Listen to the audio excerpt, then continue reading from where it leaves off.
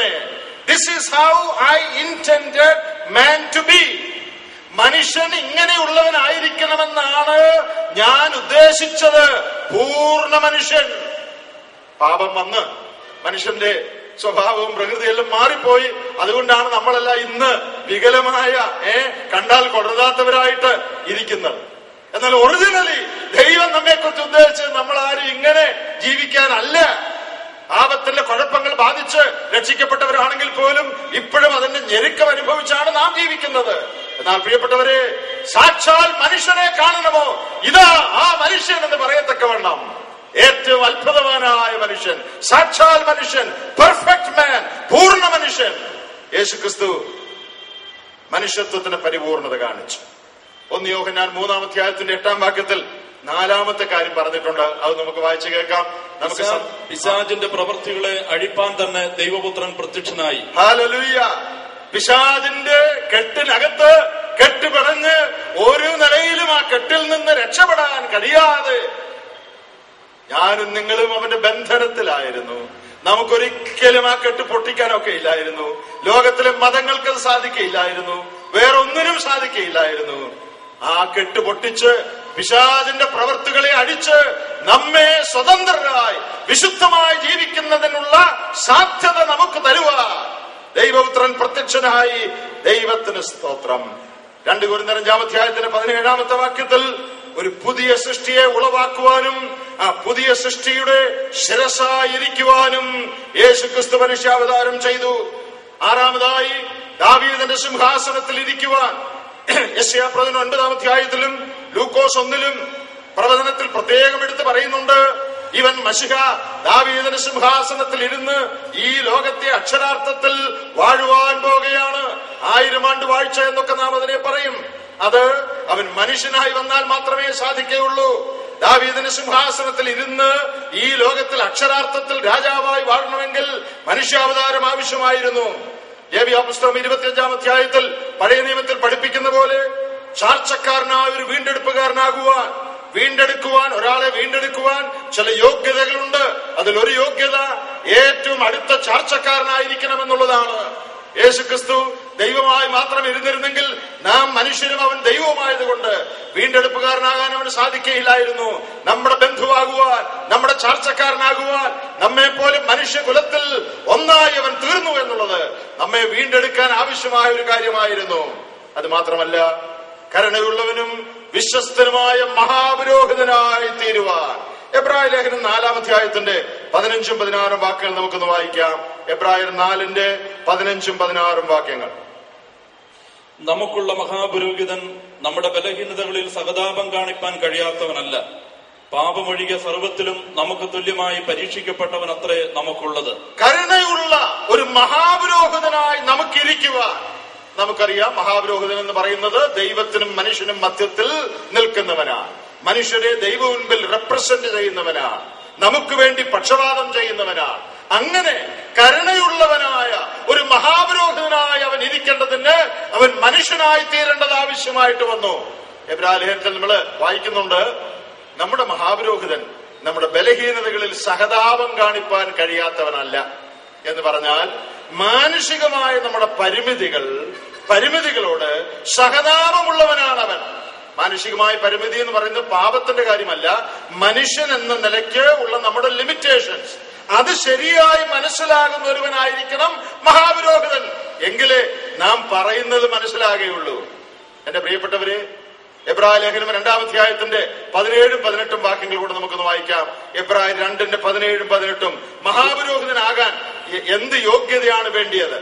അതുകൊണ്ട് ജനത്തിന്റെ പാപങ്ങൾക്ക് പ്രായശ്ചിത്തം വരുത്തുവാൻ അവൻ കരുണയുള്ളവനും ദൈവകാര്യത്തിൽ വിശ്വസ്ത മഹാപുരോഹിതനും ആകേണ്ടതിന് സകലത്തിലും തന്റെ സഹോദരന്മാരോട് സദൃശനായി തീരുവാൻ ആവശ്യമായിരുന്നു. സകലത്തിലും തന്റെ സഹോദരന്മാരോട് സദൃശനായി തീരണം, നമ്മെ പോലെയായി തീരണം. എങ്കിലേ നമ്മുടെ വിഷമങ്ങൾ, നമ്മുടെ ബലഹീനതകൾ അനുഭവവശത്ത് മനസ്സിലാക്കാൻ കഴിയുകയുള്ളൂ.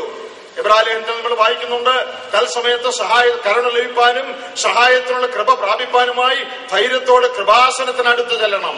പ്രിയപ്പെട്ടവരെ, ധൈര്യത്തോടെ നമുക്ക് ദൈവസന്നിധിയിൽ കർത്താവിന്റെ അടുക്കൽ ചെല്ലാം. എന്തുകൊണ്ടാണെന്നറിയാമോ? അവന് നമ്മുടെ ബലഹീനതകൾ സഹതപിക്കാൻ കഴിയും. എന്തുകൊണ്ടാണ് സഹതപിക്കാൻ കഴിയുന്നത്? അവൻ ദൈവമായതുകൊണ്ട് എല്ലാം അറിയാം, അതുകൊണ്ട് സഹതപിക്കുന്നുവെന്നല്ല.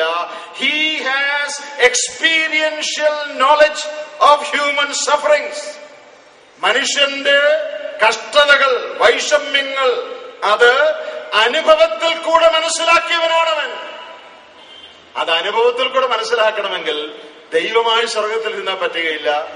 നമ്മോട് സഹതപിക്കുന്ന, നമ്മോട് കരുണ കാണിക്കുന്ന, നമ്മുടെ വിഷമങ്ങൾ ഉള്ളളവിൽ ആ നിലയിൽ ഹൃദയത്തിൽ തട്ടി മനസ്സിലാക്കുന്ന ഒരുവനായിട്ടിരിക്കേണ്ടതിന് മക്കൾ താൻ തന്നെ പരീക്ഷിതനായി കഷ്ടമനുഭവിച്ചിരിക്കയാൽ പരീക്ഷിക്കപ്പെടുന്നവർക്ക് സഹായിപ്പാൻ കഴിവുള്ളവനാണ് എന്ന് നാം വായിക്കുന്നുണ്ട്.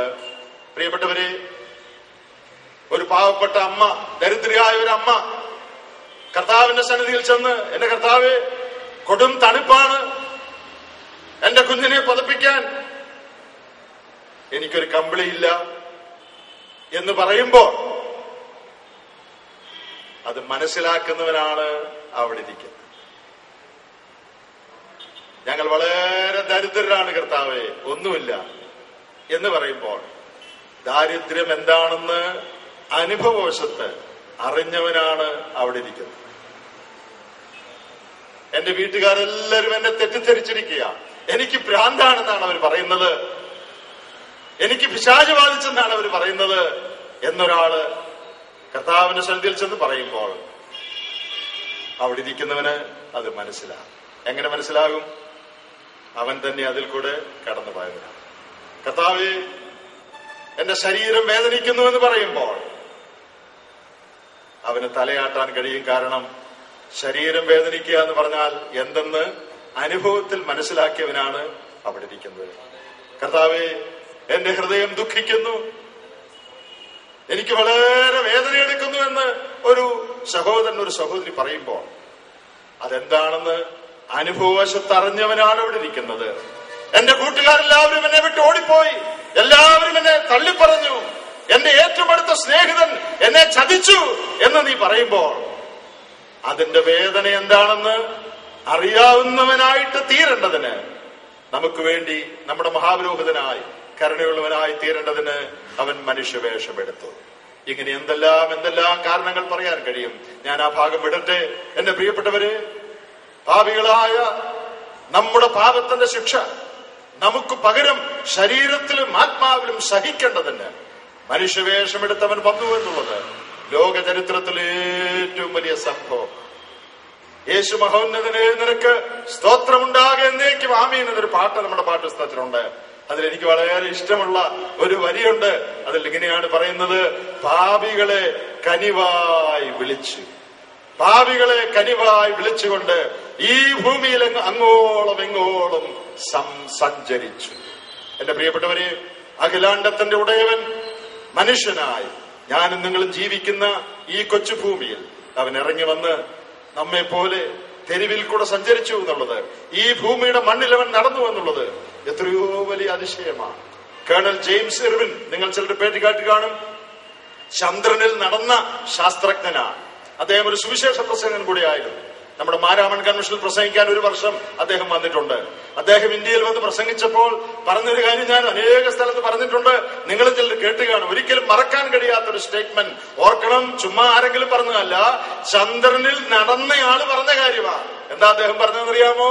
കേണൽ ജെയിംസ് ഇർവിൻ പറയുകയാണ്, മനുഷ്യൻ ചന്ദ്രനിൽ നടന്നു എന്നുള്ളത് വലിയൊരു അത്ഭുതമാണ്. പക്ഷേ അതിനേക്കാൾ വലിയൊരു അത്ഭുതം ചരിത്രത്തിൽ ഉണ്ടായിട്ടുണ്ട്. അത് ദൈവം ഭൂമിയിൽ നടന്നു എന്നുള്ളതാണ്. ദൈവത്തിന് സ്തോത്രം. എത്രയോ വലിയൊരു അത്ഭുതമാണ്. അഖിലാണ്ടത്തെ മുഴുവൻ നിർമ്മിച്ചവൻ, കോടാകോടി ഗോളം എല്ലാം പടച്ചവൻ, എല്ലാറ്റിനും വേണ്ടത് എല്ലാം നൽകിയവൻ, ഒരു വാക്കിനാൽ അഖിലാണ്ടത്തെ മുഴുവൻ ഉളവാക്കുകയും തന്റെ ശക്തിയുള്ള വചനത്താൽ സകലത്തെയും വഹിക്കുകയും ചെയ്യുന്നവൻ, ഉളവാകട്ടെ എന്ന് പറഞ്ഞപ്പോൾ സകലവും ഉളവാക്കിയവൻ, അത്രയ്ക്ക് കഴിവുള്ള സർവശക്തനായ, സർവജ്ഞാനിയായ, സർവവ്യാപിയായ ദൈവം, ഇത്രയ്ക്ക് ഉന്നതനായ വലിയവനായ ദൈവം തന്നെത്താൻ ചെറുതാക്കി. ഒരു സ്ത്രീയുടെ ഗർഭപാത്രത്തിൽ ഒതുങ്ങത്തക്കവണ്ണം അവൻ തന്നെത്താൻ ചെറുതാക്കി. ഒരു സ്ത്രീയുടെ ഉദരത്തിൽ കടന്ന് ബലഹീനനായ ഒരു ശിശുവിനെ പോലെ ഈ ലോകത്തിൽ ജനിച്ച് ഞാനും നിങ്ങളും ജീവിക്കുന്ന ഈ ഭൂമിയുടെ മണ്ണിൽ അവൻ നടന്നു എന്ന് പറയുന്നത്, അവന്റെ വിയർപ്പ് ഈ ഭൂമിയുടെ മണ്ണിൽ വീണു എന്ന് പറയുന്നത് തീർന്നില്ല. അവന്റെ പരിപാവനമായ ചോര കൊണ്ട് ഈ ഭൂമിയുടെ മണ്ണ് നനഞ്ഞു എന്ന് പറയുന്നത് ചരിത്രത്തിലെ ഏറ്റവും വലിയ അത്ഭുതമാണ്. ഇതിനേക്കാൾ വലിയൊരു അത്ഭുതം ഇനി ചരിത്രത്തിൽ ഉണ്ടാകാനില്ല. ദൈവത്തിന് സ്തോത്രം. അവന്റെ മനുഷ്യാവതാരം എല്ലാം വിശദമായിട്ട് പറയാൻ സാധിക്കുന്നില്ല എന്നത് ക്ഷമിക്കണം. എന്നാൽ ഓടിച്ചു പറയുകയായിരുന്നു, അവന്റെ മനുഷ്യാവതാരം ആവശ്യമായിരുന്നു. മനുഷ്യാവതാരത്തോട് ഏറ്റവും ചേർന്ന് പറയേണ്ട ഒരു കാര്യമാണ് കന്യകാജനനം എന്നുള്ളത്. യേശുക്രിസ്തുവിന്റെ മനുഷ്യാവതാരം കന്യകാജനനം വഴിയാണ് സാധിച്ചത്. വേദപുസ്തകത്തിലെ ആദ്യത്തെ പ്രവചനം കന്യകാജനനത്തെ കുറിച്ചുള്ള പ്രവചനമാണ്. ഉൽപ്പത്തി പുസ്തകത്തിന്റെ ആദ്യത്തെ പേജിൽ തന്നെ, ആദ്യ ഭാഗത്ത് തന്നെ 3-ാം അധ്യായത്തിന്റെ 15-ാം വാക്യം ഒന്ന് ശ്രദ്ധിക്കണേ. ഉൽപ്പത്തി 3:15 വേദപുസ്തകത്തിലെ the first prophecy in the Bible, ആദ്യത്തെ പ്രവചനം. ഞാൻ നിനക്കും സ്ത്രീക്കും നിന്റെ സന്തതിക്കും അവളുടെ സന്തതിക്കും തമ്മിൽ ശത്രുത്വം ഉണ്ടാക്കും. നിനക്കും സ്ത്രീക്കും നിന്റെ സന്തതിക്കും അവളുടെ സന്തതിക്കും. സ്ത്രീയുടെ സന്തതി. താഴെ വേറെ ചില കാര്യങ്ങൾ പറയുന്നുണ്ട്, ഇപ്പോൾ അത് വായിക്കുന്നില്ല. സ്ത്രീയുടെ സന്തതി. നമ്മുടെ കർത്താവ് ഈ ലോകത്തിൽ ജനിക്കുന്നതിന് ഏകദേശം 700 വർഷങ്ങൾക്ക് മുമ്പ് ജീവിച്ചിരുന്ന യെശയ്യാപ്രവാചകൻ, യെശയ്യാപ്രവചനം 7-ാം അധ്യായത്തിന്റെ 14-ാമത്തെ വാക്യത്തിൽ കന്യക ഗർഭിണിയായി ഒരു മകനെ പ്രസവിക്കുമെന്ന് പറഞ്ഞിട്ടുണ്ട്. ഗലാത്യ ലേഖനം 4-ാം അധ്യായത്തിന്റെ 4-ാം വാക്യം കൂടെ നമുക്കൊന്ന് വായിച്ചു നോക്കാം. ഗലാത്യ ലേഖനം 4-ാം അധ്യായത്തിന്റെ 4-ാമത്തെ വാക്യം. മനുഷ്യാവതാരത്തെ കുറിച്ച് പറഞ്ഞിരിക്കുന്ന നല്ലൊരു വാക്യമാണ്. ഗലാത്യർ 4:4. എന്നാൽ കാലസമ്പൂർണത വന്നപ്പോൾ ദൈവം തന്റെ പുത്രനെ സ്ത്രീയിൽ നിന്ന് ജനിച്ചവനായി താഴോട്ട് വായിച്ചത് ന്യായപ്രമാണത്തിന് കീഴ് ജനിച്ചവനായി നിയോഗിച്ചയച്ചത്. അവൻ ന്യായപ്രമാണത്തിന് കീഴുള്ളവരെ വിലയ്ക്ക് വാങ്ങിയിട്ട് പുത്രത്വം പ്രാപിക്കേണ്ടതിന് തന്നെ. ന്യായപ്രമാണത്തിന് കീഴുള്ളവരെ വിലയ്ക്ക് വാങ്ങി നാം പുത്രത്വം പ്രാപിക്കേണ്ടതിന് സ്ത്രീയുടെ സന്തതിയായി അവൻ വരും. അപ്പോൾ കന്യകാജനനം എന്നുള്ളത് യേശുക്രിസ്തു ജനിച്ചു കഴിഞ്ഞുണ്ടായതായ ഒരാശയമല്ല, പഴയ നിയമത്തിൽ അല്ല.